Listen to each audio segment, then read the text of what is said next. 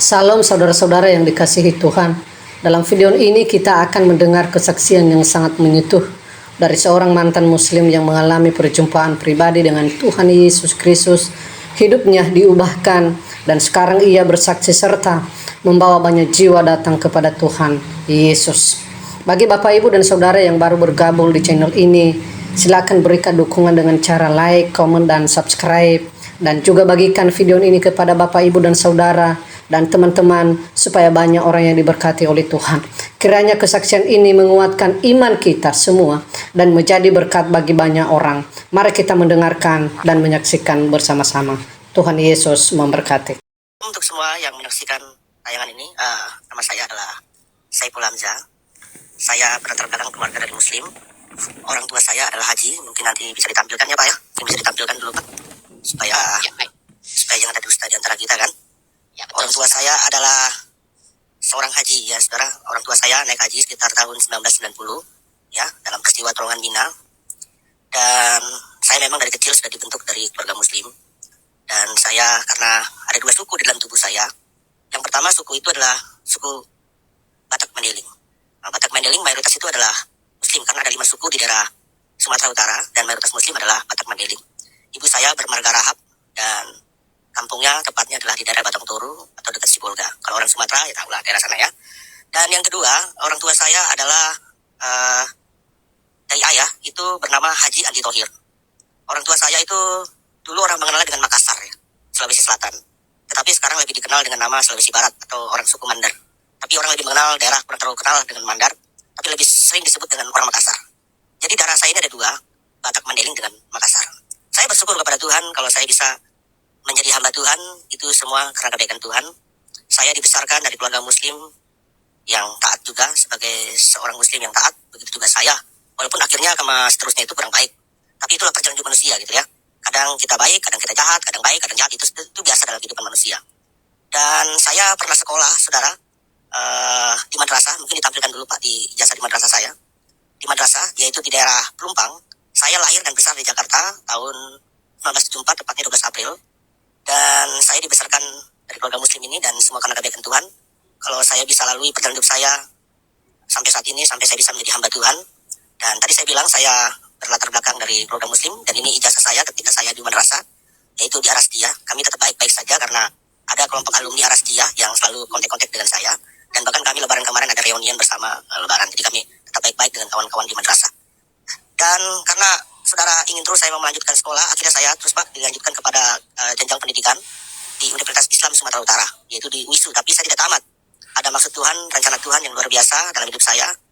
Dan pada tahun 1994, ibu saya meninggal dunia dan bapak saya meninggal tahun 1997. Waktu tahun 1994 itu saudara, saya masih kuliah di Medan. Dan orang tua saya ingin saya tamat, tapi karena faktor kedua orang tua saya meninggal, akhirnya perkuliahan saya terputus sampai semester 7 ya. Dan saya bersyukurlah ada maksud Tuhan, ternyata Tuhan memang punya kerinduan untuk saya untuk menjadi hamba Tuhan. Karena dari dulu falsafah orang Batak, ibu saya salah khususnya ya, Batak Mandailing, biar telur di ujung tanduk harus hidup. Artinya kau harus sekolah dimanapun. Jadi saya, walaupun orang tua saya sudah meninggal, tapi saya tetap ingin melanjutkan sekolah. Akhirnya ternyata Tuhan punya maksud rencana yang indah dalam hidup saya, sehingga saya menamatkan sekolah saya di S1 di STRM Rahmat Immanuel, dan yang kedua saya menamatkan S2 di Sekolah Tinggi Teologi Jeffrey. Yang penting bagi saya mewujudkan impian orang tua saya yang bernama Haji Andi Thohir ini.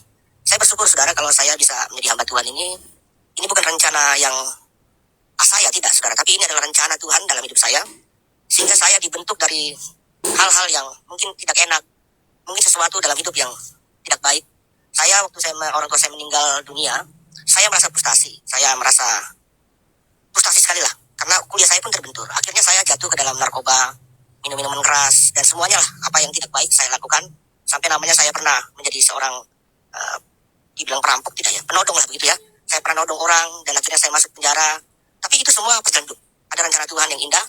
Dan akhirnya saya bersyukur saudara, kalau dibalik semua itu pembelajaran bagi kehidupan saya pribadi, bahwa terkadang Tuhan izinkan sesuatu terjadi. Mungkin kita jatuh ke dalam dosa, mungkin kita jatuh ke dalam kesengsaraan, mungkin kita susah hidup kita, tapi ada rencana Tuhan ya, yang membuat saya akhirnya mengenal Tuhan Yesus itu.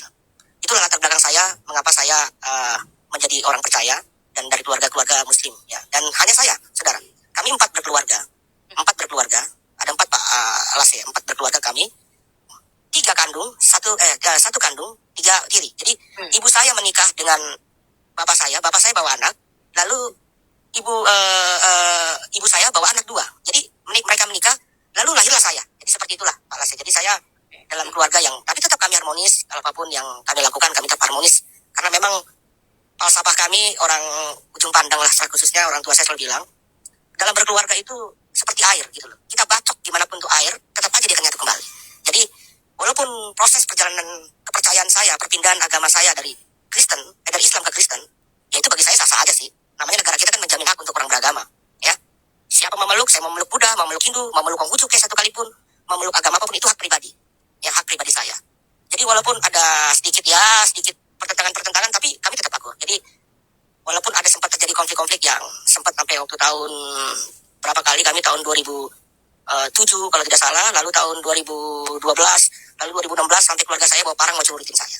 Oh ya. Dan mengata-ngatain, ya saya jujur aja, saya mengata-ngatain pendeta kafir, halal darah lu. Tapi saya memandangnya itu karena mereka tidak tahu seperti apa perkataan Tuhan. Ampunilah mereka apa yang mereka tidak ketahui. Dan begitu kalau saya. Ya. Kalau saya bisa mengikuti amarah saya, sedangkan saya di pastoral itu ada anak-anak di rumah gitu. Ya. Ada anak di rumah seperti anak-anak Nias, anak-anak Ambon, anak-anak Kupang. Karena sudah menyinggung Sarah ini, itu mereka sempat bilang, lepasin saya. Ini kita bagi aja, habisin gitu. Tapi saya bilang tidak. Membalas karena ini kan urusan keluarga, tapi menyinggung sudah kafir lah, mengata-ngatain saya sampai bebas celurit, mengata-ngatain saya bahwa saya adalah halal darahnya. Ini karena seperti perkataan Tuhan lah. Mereka tidak tahu apa yang mereka katakan. Tapi lagian juga ini kan keluarga. Saya bilang, tenang aja. Urusan begini nanti gampang. Nanti kita laporkan aja ke polisi. Kan begitu. Biar polisi yang akan tangani. Ini kan kita nggak usah angkat-angkat parang. Nggak ada gunanya. Karena saya punya pengalaman yang pahit dalam hal itu. Itulah saudara ya yang menyaksikan tayangan ini. Saya memang berlatar belakang dari Muslim. Dan saya teramat yakin bahwa Yesus dalam hidup saya adalah Tuhan. Itu aja mungkin perkenalan saya dari singkat yang mau saya sampaikan. Dari Pak Lase. Iya Pak Lase. Ya. Baik. Itu sangat luar biasa perjalanan hidup yang artinya dari Medan tidak tamat kuliah, tetapi tetap ada gelora untuk mau kuliah. Nanti pada akhirnya lalu melanjutkan kuliah di STTRM. Nah, ada hal yang menarik bahwa kami dengar juga Bapak kemudian mencari pekerjaan dan memutuskan merantau ke Galela Maluku Utara. Nah, kenapa memilih daerah Galela Maluku Utara itu sebagai tempat perantauan, Pak? Ya. Bisa cerita sedikit? Jadi begini Pak Lase ya. Jadi saya satu saat di rumah kami memang sudah biasa dari zaman orang tua saya. Rumah kami ini sudah biasalah orang-orang masuk keluar masuk, berdidik lah tinggal di rumah kami.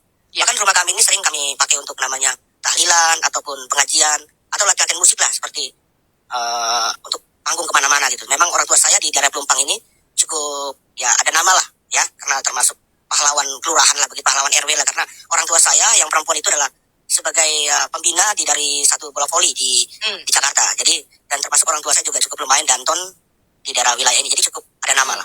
Jadi orang sering masuk dan kebenaran ada orang Maluku bernama Muklis dan Tamrin, tapi sayang mereka sudah meninggal karena kerusuhan Maluku ini. Makanya saya sangat menyesalkan tentang kerusuhan di Maluku Utara ini. Teman jadi baik saya. Bapak ketika datang ke Galela pecahlah ke kerusuhan itu ya? Belum Pak. Masih belum. Oke. Belum. Jadi habis itu ketika saya anak-anak ini tinggal di rumah kami, orang tua saya pun sudah meninggal dan orang tua saya meninggal ini, anak-anak yang dari Maluku ini tinggal di kami. Mereka juga ya rata-rata kalau orang Maluku itu pilatu. Apa itu pilatu itu ya? Nyolong baju itu dimasukin ke dalam sini gitu, di mall-mall gitu. Jadi saya kayak itu kerjaan mereka dulu ya, seperti itulah. Sebagian anak-anak ini. Lalu tinggal di kami dan akhirnya ketika saya udah pusing sekali dengan keadaan kondisi Jakarta, orang tua saya pun meninggal, saya juga tidak kuliah. Akhirnya dia menawarkan saya untuk pergi ke daerahnya di Galela, Ternate, Maluku Utara. Lalu sampai di sana, saya tinggal di sana, saya bekerja di Galela, Maluku Utara, di Kampung Tengah namanya. Itu dekat Duma. Kalau orang-orang Maluku itu tahu saya ya.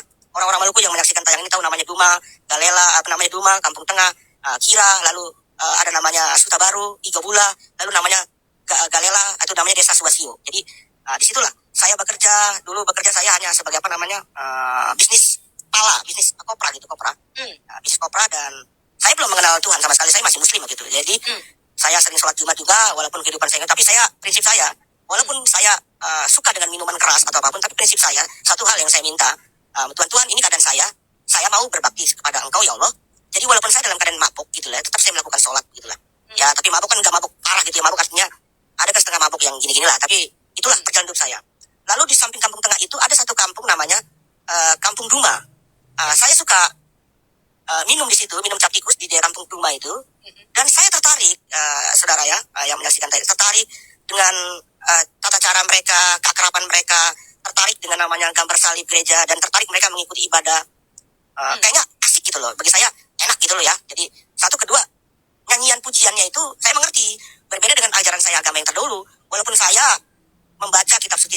ataupun berdoa, saya sebenarnya tidak mengerti artinya. Karena saya kan orang Indonesia, bukan orang Timur Tengah, Pak. Saya kan wajah saya kan bukan Arab-Araban, bukan Habib ini.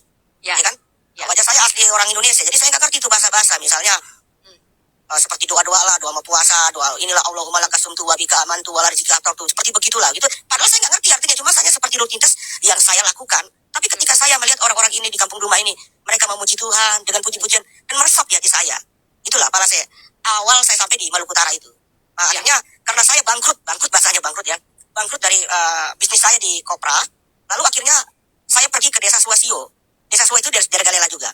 Lalu saya berkenalan dengan namanya Haji Abdul Ghani. Dan Haji Abdul Ghani ini memperkerjakan saya di Galela PT Global Agronusa Perkebunan Pisang. Saya di mana di pelabuhannya sebagai shipping di sana. Jadi mengkoordinir lah kegiatan-kegiatan di sana gitu. Pak Klarinnya ini ya?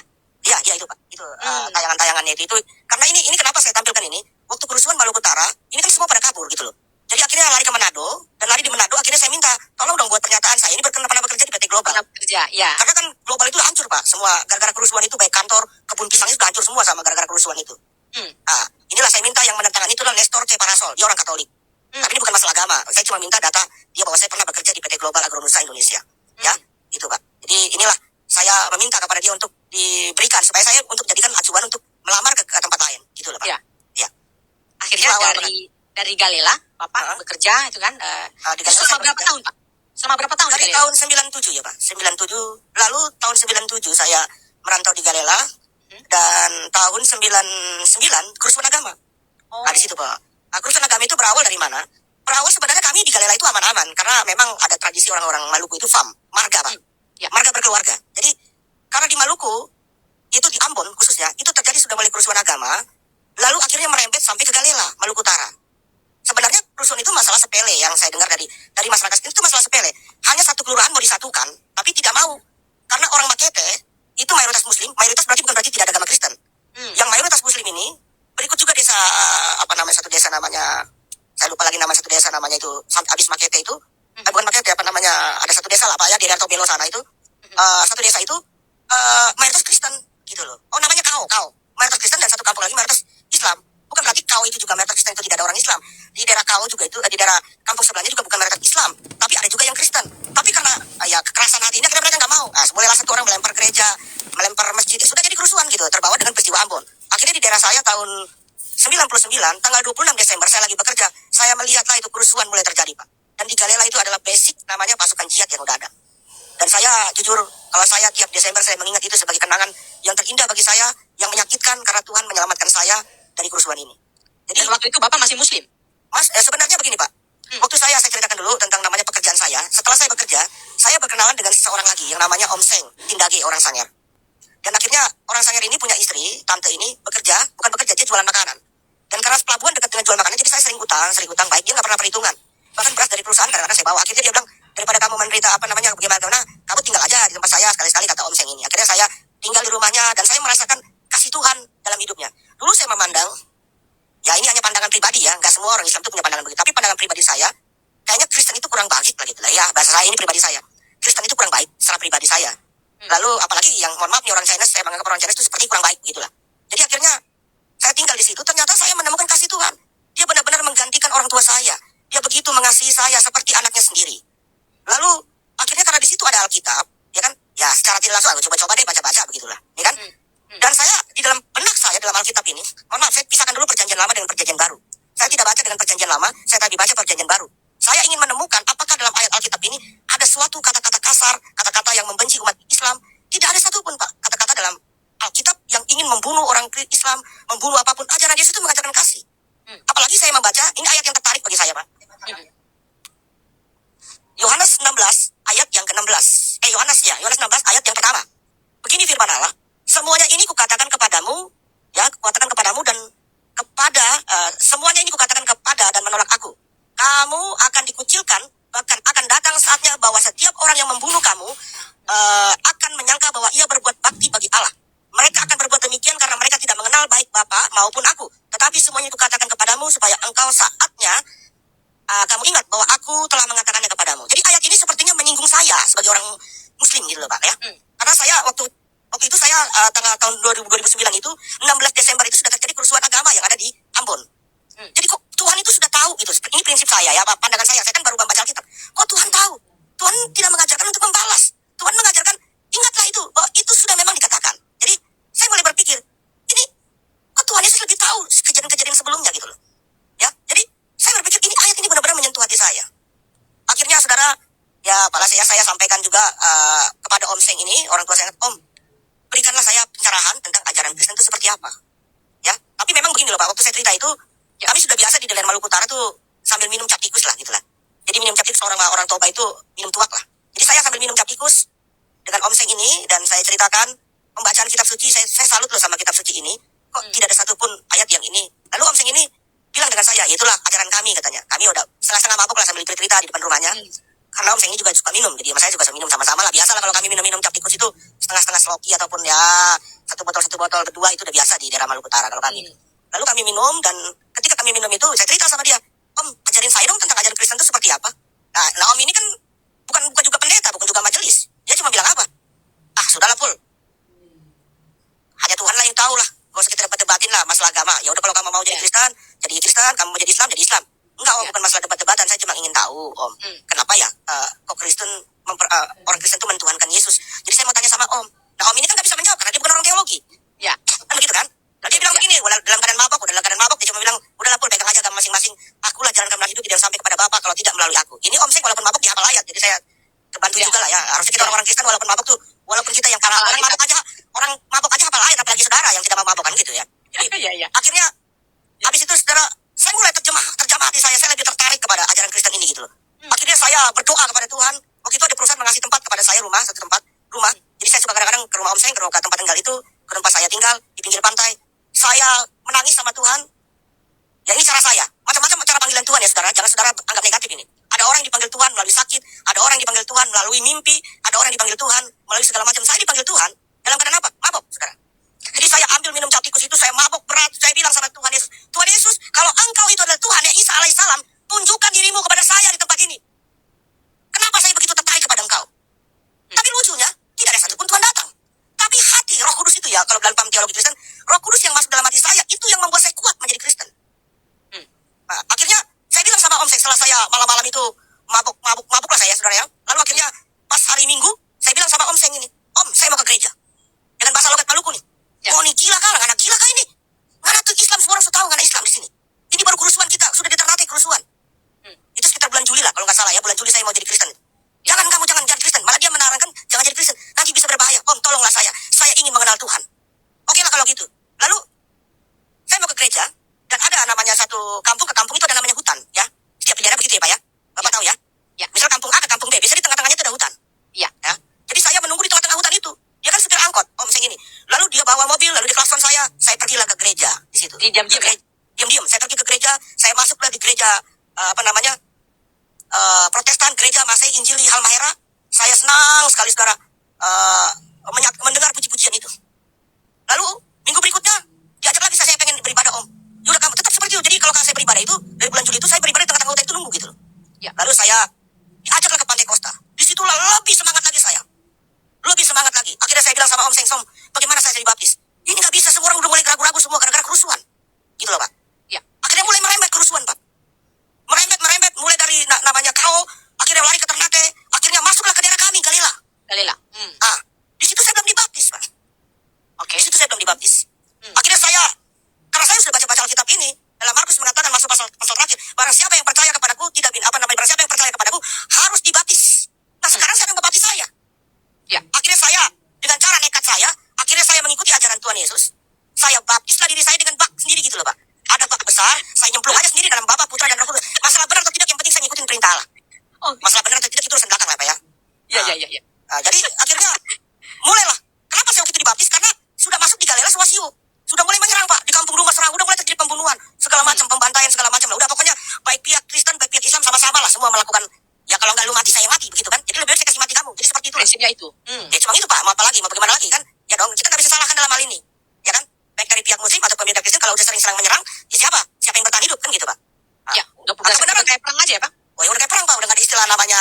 Itu kalau perang itu panggil nama Pak. Misalnya Bapak, Palase, saya pulang aja. Kemari lu, Palase juga manggil saya. Pul sini lu. Gitu jadi sebenarnya sudah saling kenal gitu loh. Akhirnya banyak pengungsi yang datang ke daerah Galela Suwasio itu dan kami masih di situ. Kebenaran kapal ada waktu itu, ada kapal barang namanya. Kapal barang saya lupa itu namanya apa namanya. Nantilah saya lihat ya, saudara di kesaksian saya di Solo itu ada. Saya dibawa dari rumah ke pelabuhan kapal barang itu agak jauh. Saya bilang sama Om Seng, udah begini gak ada yang bisa dipercaya lagi.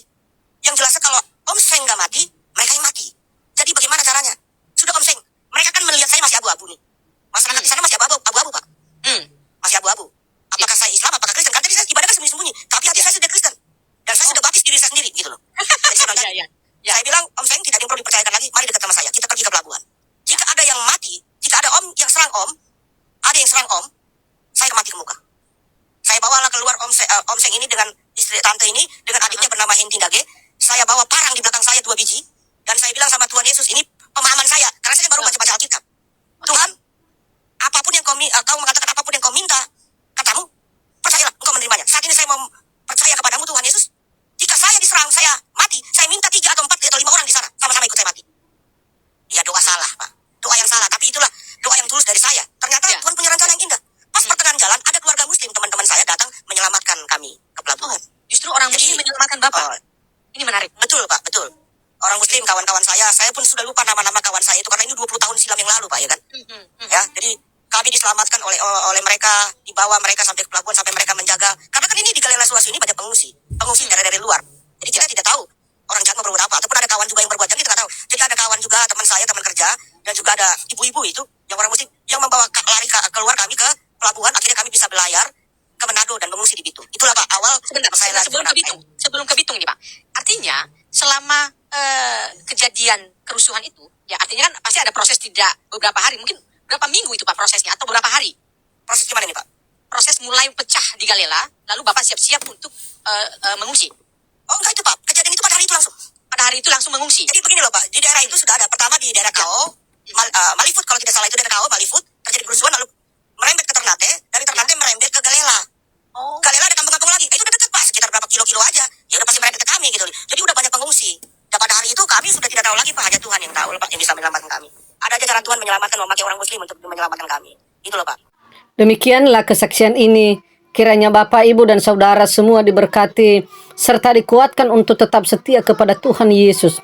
Kesaksian mereka ini bukanlah cerita yang dibuat-buat, melainkan kisah nyata dari kehidupan mereka, di mana hal yang tampaknya tidak mungkin terjadi dalam kehidupan mereka. Sejak mereka berjumpa dengan Tuhan Yesus, hidup mereka mengalami perubahan yang begitu ajaib, dan semua doa-doa mereka dijawab oleh Tuhan Yesus. Karena itu, mari bagikan video kesaksian ini kepada keluarga, sahabat, dan orang-orang yang terdekat kepada Bapak Ibu, supaya mereka juga dikuatkan dalam iman. Siapa tahu ada di antara mereka yang sedang mengalami pergumulan atau tantangan hidup, dan melalui kesaksian ini mereka kembali dikuatkan, dibangkitkan semangat mereka kembali, serta menemukan kebenaran yang sejati, dan mereka tidak ragu-ragu lagi karena mereka telah menemukan Yesus Kristus dalam kehidupan mereka. Terima kasih, sampai jumpa di video selanjutnya. Tuhan Yesus memberkati.